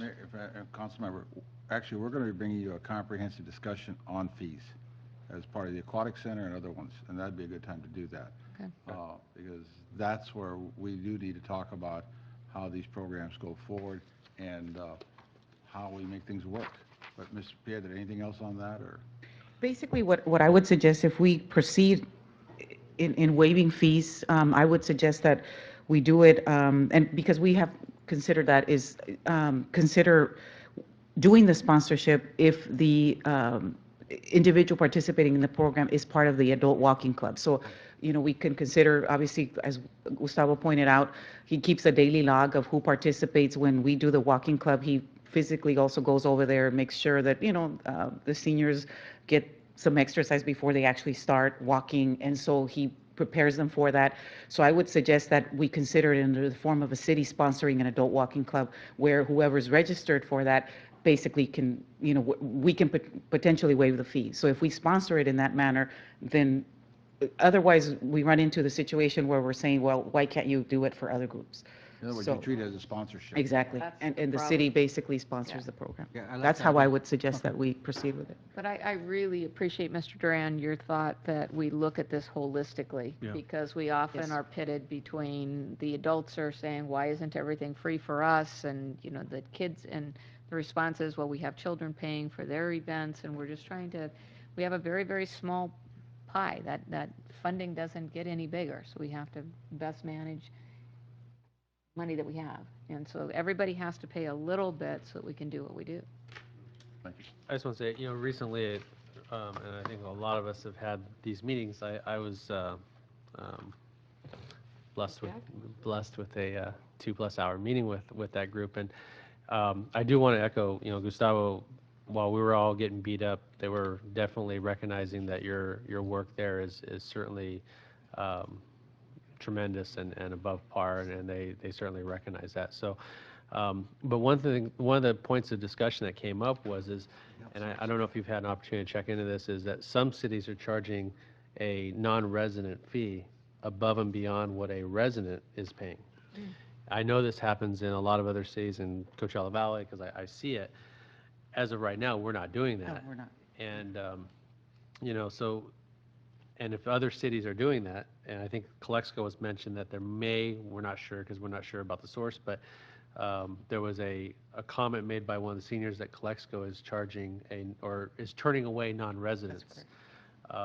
But, it's something I think, when we do this fee study, we need to look at the fact that a lot of these programs that we're putting in, although that we certainly welcome everybody in the valley to participate, if we are going to do some special funding, that it goes directly to our residents, because those are the residents that are obviously paying taxes to our city and reside here, and I think they should get first preference. But that may be a heated debate, but I think that it's something we definitely need to at least look at as our resources dwindle, and certainly we may have to look at that with the aquatic center, just based on the amount of people that are going to want to Absolutely. use that facility And the countywide. cost. It's going to be the gem of the valley, and everybody from the valley is going to want to use it. And if all that usage from outside of El Centro pushes our residents out, I think that we need to have that conversation. So it looks like there's, are you motioning for the full 500? Yes. Okay, so there's a motion by Walker, a second by Silva.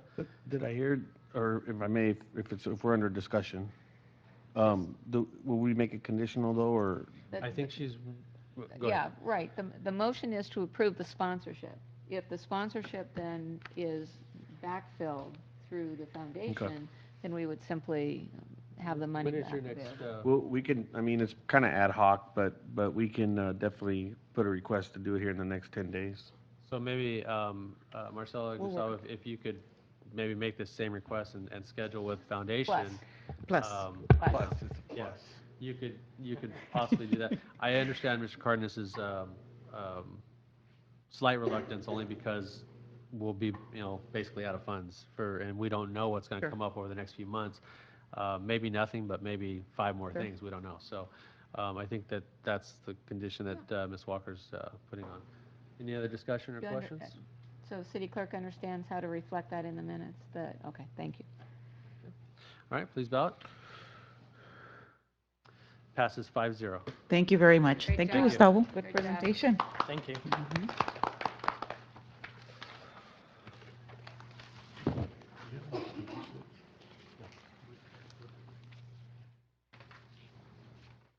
don't know. Deborah, are you here for a certain issue? Okay. I sent you a text message. All right. We didn't want to make you wait all night if there was something you wanted to say. Okay.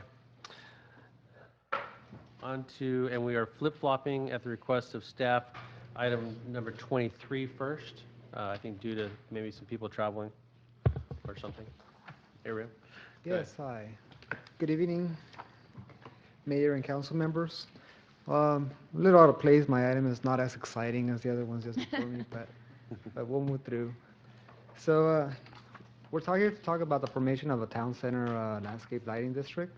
And I'll get to a map shortly, but before I wanted just to give you a little bit of background. The El Centro Town Center Apartments was conditioned to create a lighting and landscape maintenance district. The LLMD will fund the maintenance of a regional stormwater retention basin that's in the area, and it will fund the fronting, street lighting, and parkway landscaping. This is kind of coming back from final map that we approved a couple months ago, and it's just the first step to initiate the process.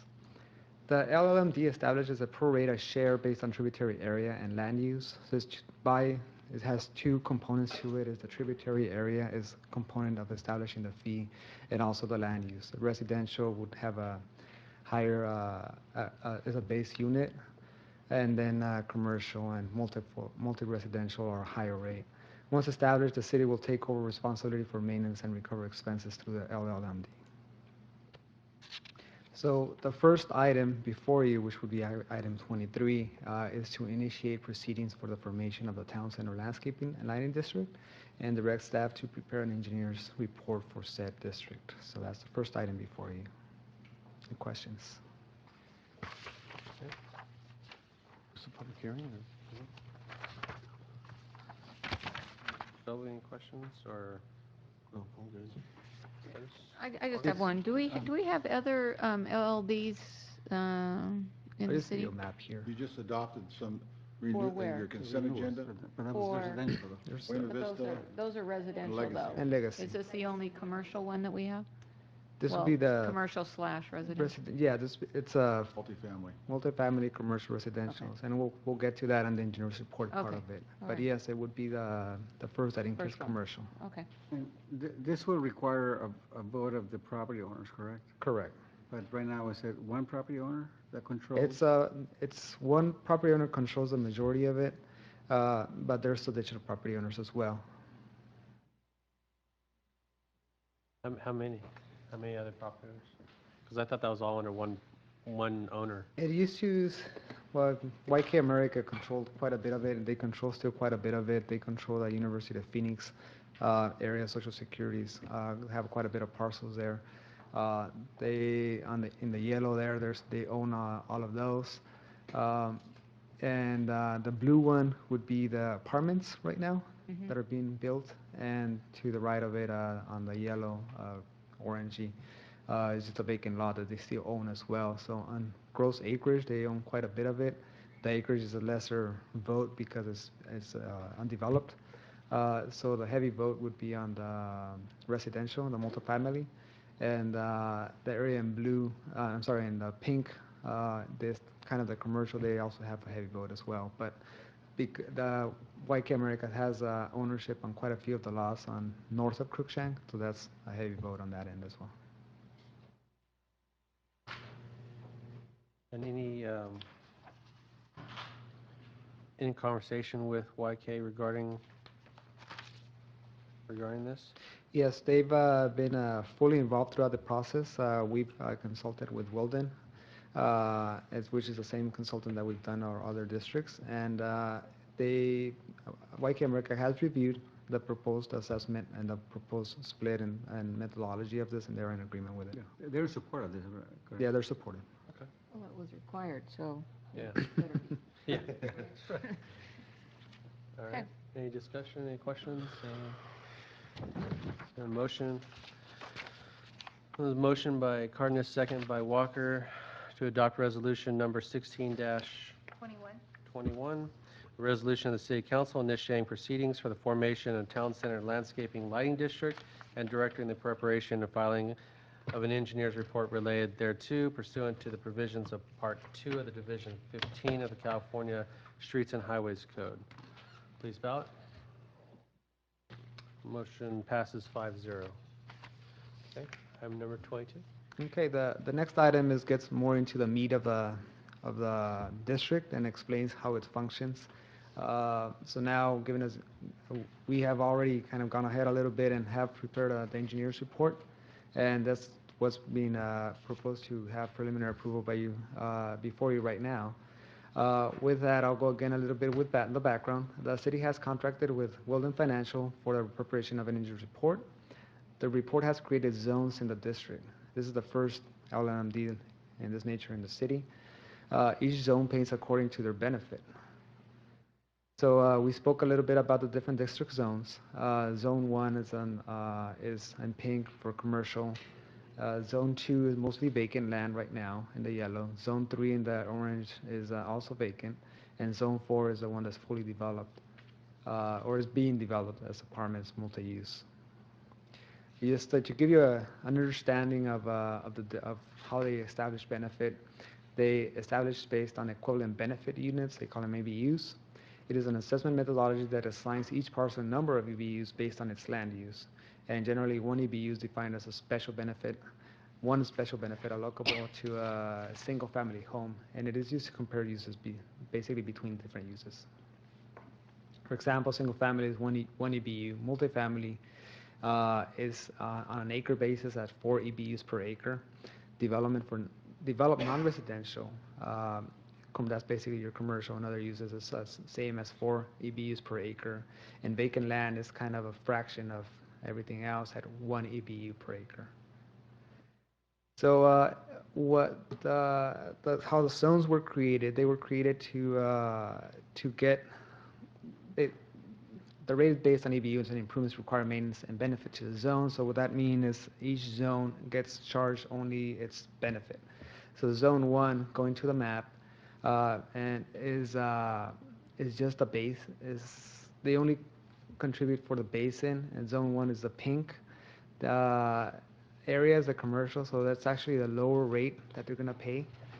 There's not a lot of off-size improvements that are going to be part of this district, other than they share in this area. Their stormwater drains to this area. That's where the regional basin, all the square different colors, all their stormwater drains to this one area. So that's how the nexus is created for these other basins for the maintenance of the basin. Zone 2 on the yellow will contribute towards the lighting of 12th Street, basically the power bills and maintenance of the lighting, plus the maintenance of the basin. Zone 3 here would contribute to the maintenance of lighting on Crookshank because they front it, the lighting on Chance because they front it, and there's a benefit to them, and also for the benefit of the maintenance of the basin. Zone 4 is a heavier one. They have been conditioned to provide lighting and landscape around their facilities. So if you've been out there, you've seen nice landscaping around Chance and Crookshank and Bradshaw that's now open. So they have the 100% of the cost of that landscape. So none of the other properties other than them would pay for that landscape. They also contribute their fair share towards the basin and the maintenance of the basin. So that's kind of in a nutshell how the rates were established. As you can see, for Zone 1, it's very low per equivalent benefit use because it's they have the least into it. So now with that, the next steps is to accept the engineer's report in this meeting. We call for the property owner's protest ballot proceedings to begin. And I can go through that a little bit. Ballots will be weighted in accordance to the proportional financial obligation, and ballots shall determine approval or rejection of the annual levy. In order to reject the annual levy, a majority vote needs to occur, as established here by the weighted ballot. After this, a public hearing will be held to discuss the district and levy taxes on June 21st, 2016. So from now to June 24th, 2016, ballots will be mailed to the property owners, and they'll have a chance to respond.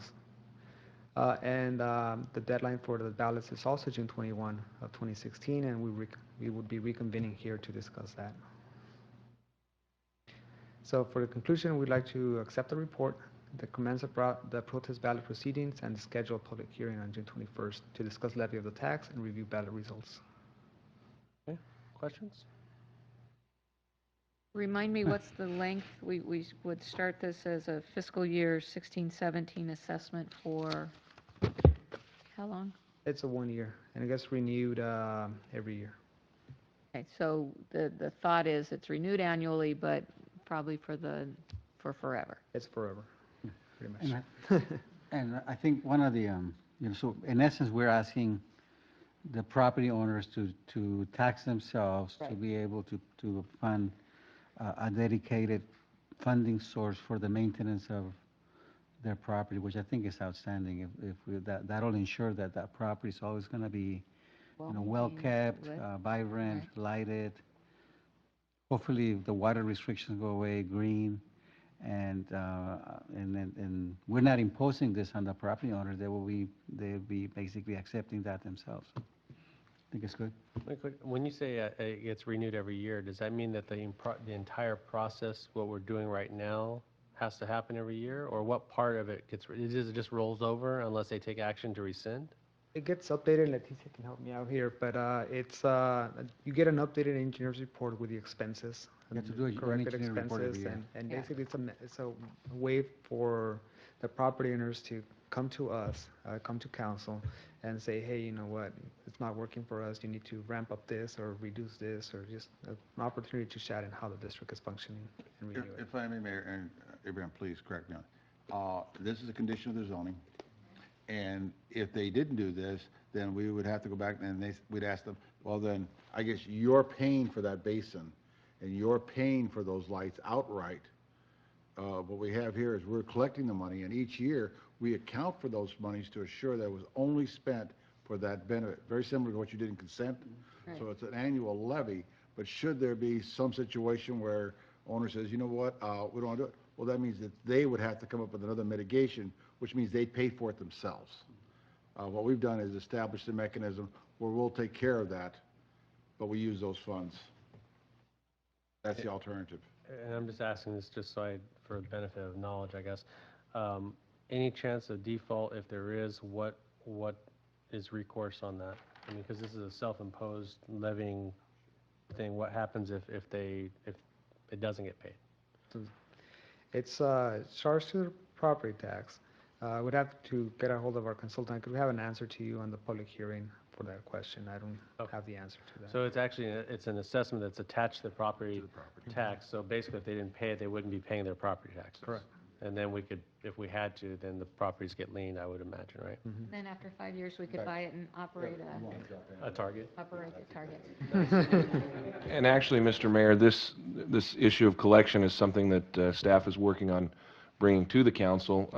We had a meeting, was it last week, where we talked about a number of different areas where we could use the assessment process for the city to collect fees. And so that's something that we hope to bring back in June. Separate Yeah. from this. So. Okay, good. All right. Any other questions? Okay. Is there a motion? Motion by Walker, second by Garcia, to adopt resolution number 16-22, resolution of the City Council declaring the city's intention to form Town Center Landscaping and Lighting District and to levy and collect annual assessments related thereto commencing fiscal year 2016-17 pursuant to provisions of Part 2 of Division 15 of the California Streets and Highways Code, and calling for property owner protest proceedings to submit to the qualified property owners the question of levying such assessments and establishing an assessment range formula for said district pursuant to the provisions of the California Constitution, Article 8D. Please vote. Passes 5-0. Okay, moving on. Public comment. City Council welcomes your input. At this time, members of the public may address the City Council on a matter not listed on the posted agenda. Pursuant to the Brown Act, no action will be taken on any issue brought forth under public comments. We ask that you please complete a speaker slip and submit to the city clerk prior to the start of the meeting.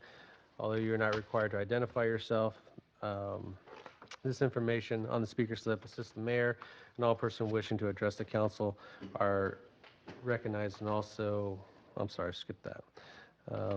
3 minutes limit for public presentation. Any information provided on speaker slip is voluntary and public record. Is there anybody wishing to address the council?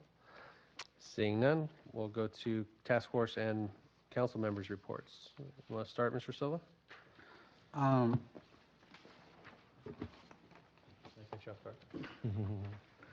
Yeah, I was trying to think about reflecting back in the last 2 weeks, and I think the only thing that I can update you on is I asked you to save a date for May 7th because we were working with the consulate on a Cinco de Mayo event. I think that the MOU that we're working on has been delayed somewhat in Mexico City.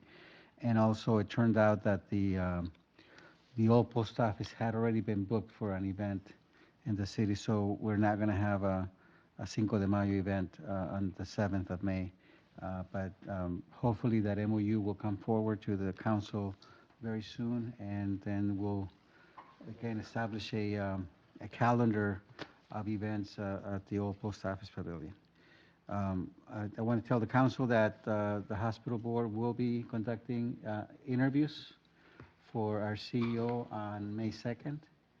I blocked off my entire day for that, and so hopefully some news can be shared with the council soon. Pat's dinner? Pat's Oh, that's right, I did attend, thank you for reminding me. A wonderful event in recognition of Pat Ureña and being recognized as the Woman of the Year by our legislator, Assembly Member Garcia. It's a great event, great testimony for Pat and how much she has done for our community. So I was very, very proud and happy to be a part of that. Mr. Cardenas? Yeah, just wanted to share that I also attended Pat's event and then bounced in between the MAG event as well and presented a proclamation along with Councilmember Garcia, presented a proclamation on behalf of our mayor to the MAG coalition, which they had their annual sneaker ball. It was a great event, and just really neat to see the community kind of come together, and I appreciate our mayor and our city providing some recognition to that event. Also wanted to share that I want to thank Mr. Duran. He gave me a quick assessment in terms of the amount of in-kind donations that we provide to the Children's Fair. And I did stop by the Children's Fair. It appeared to be pretty well attended. But Mr. Duran, I had asked Mr. Duran what our in-kind contribution is to the Children's Fair, and it's significant. And I believe it's over $8,500 that we contribute in terms of in-kind services. So I want to thank city staff, Parks Recs, Chris Lagakis, and everything that he does to support the Children's Fair. And I believe they had a very successful event. Also, just want to briefly just recognize our fire chief. I had an opportunity to take a look at that downtown fire, and the response that we had in terms of that downtown fire was so impressive. Chief, he was on site. He had his battalion chiefs there. They had control of this fire within, I don't know, minutes. It could have been such a dangerous situation that could have spread so quickly. Mr. Duran was on site, and I just wanted to just share and recognize your efforts, Chief, and your department on just containing that fire. Unfortunately, there was a fatality, but the response was just so impressive, and thank you again for what your department does. And I believe with that, I am done. So I also had the opportunity to stop by the Children's Fair. I thought it was very well attended. I think we may want to revisit. Maybe there's an opportunity to even enhance it. If there's some, maybe we can brainstorm a little bit, especially with Parks and Recreation, maybe adding some different events or kind of changing things up a little bit. Had a chance to talk with some of the attendees there and folks from the CAP Council, so we'll see. Also attended the dinner celebration for Pat. That was really fun. I think she had like her whole family there, so it was like a family reunion at the same time. Also went up to Brawley to participate in the joint workshop between the Imperial County Board of Supervisors and the IID Board of Directors on the Salton Sea. They had some great handouts for Salton Sea restoration and their renewable energy initiatives, and some of the things that really need to happen very quickly with regard to shovel-ready projects to deal with the Salton Sea and the fact that we kind of fall off the cliff in 2017 in terms of the mitigation under the QSA. League of California Cities dinner in Brawley was very well attended, and Mayor was there. Yeah. Alex was there. It was great. Jason and I spent a solid 2 days doing city attorney interviews, and I'll ask the mayor to comment on that during his presentation. Also attended the SCAG monthly meeting where we successfully adopted our RTP SCS for the 2016-2040 planning period. Wanted to remind the council of the upcoming events, so enough with what we've done in the past, but upcoming events, I believe we have a library meeting tomorrow at 6 o'clock.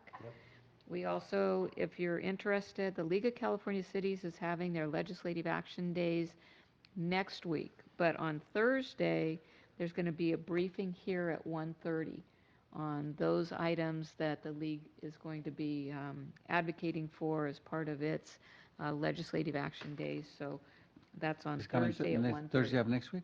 Or? No, Thursday like of day this week? after tomorrow at What- 1:30. Where at? Friday. Which room have we reserved? Right here? Here. Okay, I think it's 1:30 to 3 o'clock to highlight the, that legislation most impactful for the cities. And then the last upcoming event I wanted to highlight this week is Earth Day over at the community garden on 6th Street. So able to attend that. That would be great. What time is that? I think that's at 10. And that's at the community center? At the community garden Oh, right, over yeah, at, what is it, like Desert Gardens and 6th Street? 6th Street, yeah. Yeah. Got it, okay. All right. Mr. Garcia? I had the great opportunity of attending the Los Vigilantes Golf Tournament. It's a fundraiser. They do a lot of work with the city, and I saw them at the Children's Fair, actually, help them out when they were making the carne asada for the CAP Council. It was a really good event. My 3 kids loved it. They were running all over the park. They couldn't help themselves, but it would be great to see if the city could do something else to try to change it up. I have gone to that event for several years, and it always turns out to be a good event. The city always shows up, lots of kids, and they seem to enjoy it. The other event, I did go to the MAG Sneaker Ball with Councilman Cardenas, and he gave a very nice proclamation on behalf of the mayor. I know they appreciated it, and it was just a great event overall. Great. So as I spoke, kind of busy week again. I did have that meeting with the seniors, and hopefully the news that you'll be taking back tomorrow will make them a little happier about participation with the city. As Ms. Walker said, 2 long days with interviews. I will say that we had a tremendous amount of response on the RFP for legal services. We started with 13 firms. Ms. Walker and I pared that down to 5, and we had 5 law firms come and present to us, and all very qualified, all very good, but we think we've narrowed it down to 2 excellent firms that we can all be proud of, and we'll be seeing those on May 3rd with full council to make a decision on that. So thank you, Cheryl, for all your time. Thank you, staff, Ruben and Terry. Long 2 days of interviews, but I think well worth it. This is going to be the first time that the city of El Centro has had contract legal services, so I think it was time well spent. And it's going to be Well, except for Ryan and. Yeah. No love. And Mr. Marine and I, no, we're fine, love we're at all. fine. Okay, okay. But, yeah. Sorry, Ryan. No, You that's and Dennis. I think, just to clarify, I think actually what's going to happen, and we probably need to make sure that we have it correctly stated on the agenda. Ultimately, what we're going to want is direction from the full council for your legal task force, your city attorney task force to negotiate a contract. Correct, yeah. So we need it as an action item on that day. And that would be an open session item. Correct. Correct. That we would discuss and then give direction to the task force. Give authority to Give the task authority, exactly, give authority to actually negotiate the contract and hire the potential candidate or firm Well, it would be pursuant to a contract, so yeah. pursuant to a contract. We'd actually bring back a contract on the next meeting with a resolution. For full ratification with full council. Right. So it'll be a 2-step process. Yeah. Negotiate, and then you'll ratify the actual contract. And what we've done is actually asked the law firms to provide their form of agreement now so that we can start to look to see if there's any non-starters in the agreement that we would want to negotiate out.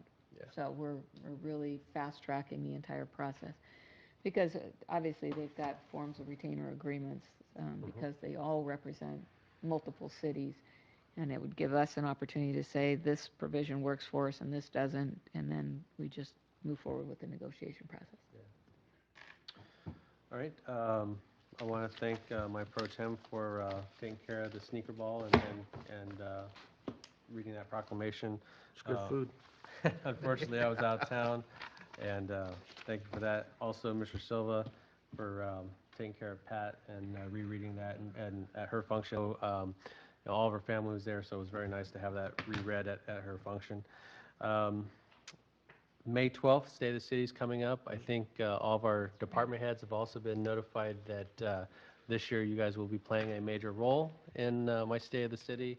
So I expect some phone calls and arranging of times to participate. So Is it 7 or 7:30 start time? 7. 7? 7. No We- cleats though. You think that's We bad? show up in our You should have jammies? seen Liz when I told her it was 7. Yow. Yeah.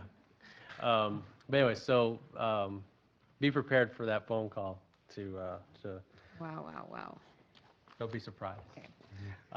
This Saturday, want to talk about, we have the Carne Asada Cook-Off that's being put on by the Spread the Love charity. I'll be there as a judge. Our fire chief will be joining me as a judge. I've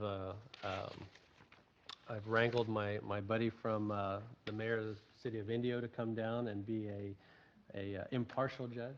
So Glenn Miller will be coming down and joining me for that. And let's see, what else do I have? I believe that's it. So any other questions or anything, any other comments from council? No? All right. We're going to close So, session. yeah, so we need a motion then to go We will- reconvene into closed session. Yes. Don't do that back over there. Second. Probably be faster in case anybody wants to mull around in here. Yes, this Yeah. way, because Okay. they have to clean up and pull Yeah. everything. So, I'm sorry, who made the motion? Motion by Cardenas. Or actually, Silva. Or Silva, second. Cardenas. By Cardenas. We'll just voice the vote. All those in favor? Aye. Aye. Okay.